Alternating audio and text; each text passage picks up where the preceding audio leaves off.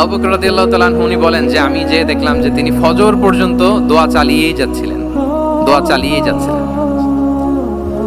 দোয়া কন্টিনিউ করছিলেন তিনি। এবং দোয়া করতে করতে রাসূল সাল্লাল্লাহু আলাইহি ওয়াসাল্লাম এতটাই ইমোশনাল হয়ে গেলেন যে ওনার গায়ের চাদরটা নিচে পড়ে গেল।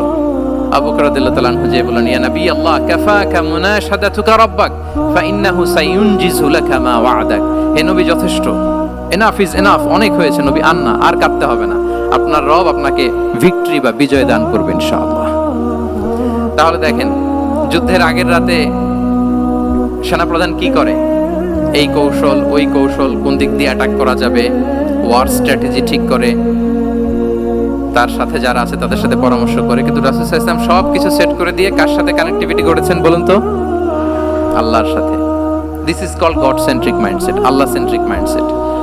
আমার হৃদয়টা সবসময় কার সাথে জুড়ে থাকবে? আল্লাহর সাথে, কারণ উনি ছাড়া আমার কোনো ঠিকানাই নেই। তাহলে এই মেন্টালিটি যদি আমরা ধারণ করতে পারি, এটাকে বলে গড সেন্ট্রিক মাইন্ডসেট। তাহলে রাসূলুল্লাহ সাল্লাল্লাহু আলাইহি